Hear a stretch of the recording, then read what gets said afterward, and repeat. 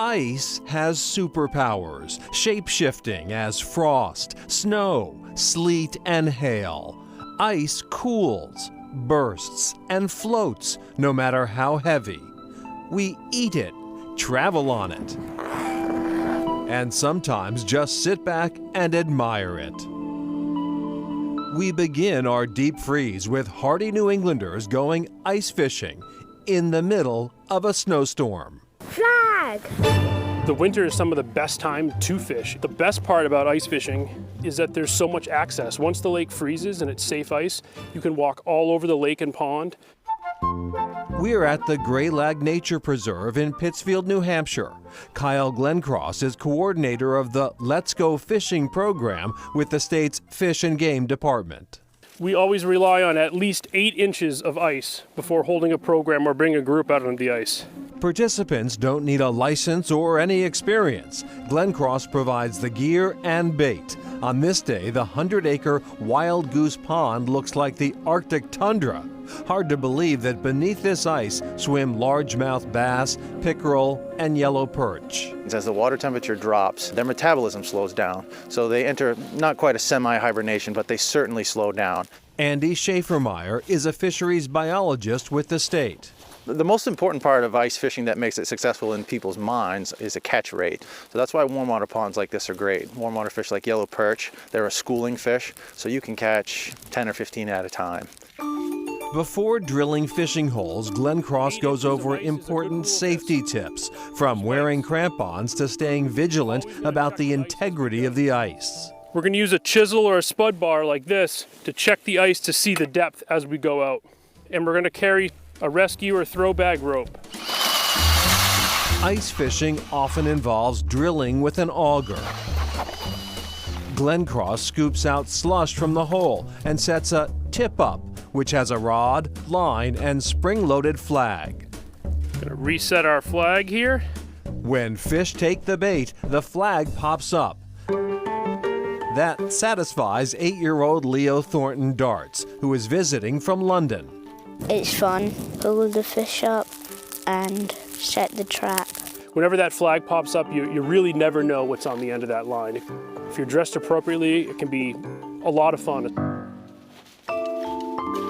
What looks like Iceland is still New Hampshire. In the woods of North Woodstock, a supersized ice sculpture undergoes a transformation. It's a work of art, basically. It's hand-placed ice. We have caverns, slides, tunnels. It's a winter wonderland. That ambience and vibe is the coolest thing ever. Ice Castles is an outdoor attraction with 5 locations across the country. Here in New Hampshire, the build-out begins in November, says Operations Manager Brittany Buckman. We start laying out piping and all our plans and stuff like that, and then just pray for great weather. A crew of 20 ice artisans hand-carve the castle, growing the structure by misting icicles with water.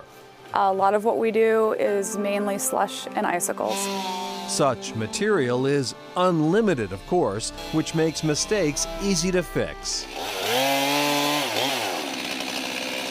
Sherry Covell is a gardener in summer and an ice artist in winter. We will actually pluck the ice, place the ice, and then respray that. If we are building arches, instead of placing ice completely vertically, we might start placing them a little bit on an angle so that we can start bridging over. Ice Castles opens to the public from January through March, or whenever nature dictates. Last year, we were sold out every single day. It's thousands and thousands of people that come. And in case you're wondering, real ice really does look blue. The quality of our water helps determine the color of our ice. Here we have really beautiful clean water, and that glacial blue comes out beautifully. If by chance a location has maybe a higher iron content in it, the color of the ice will change. But we're lucky in New Hampshire, everything's really extra clean. Everyone has a little kid inside of them, and we want that to come out. Inspiring creation and creativity and imagination. I'm chilly. Back to Kyle Glenn Cross, the ice fisherman. A common question that he always gets is, how long can fish survive in that icy water? A pretty long time, but long winters are tough because oxygen levels go down when sunlight can't hit the water. Also, decaying plant life underneath will take oxygen out of the water. So sometimes at a thaw, you will see some dead fish. So it's a problem for a long winter. Also, if you're going out, as always, be careful. Use caution. Definitely. All right, next, an aspiring Olympian and the sound of skating.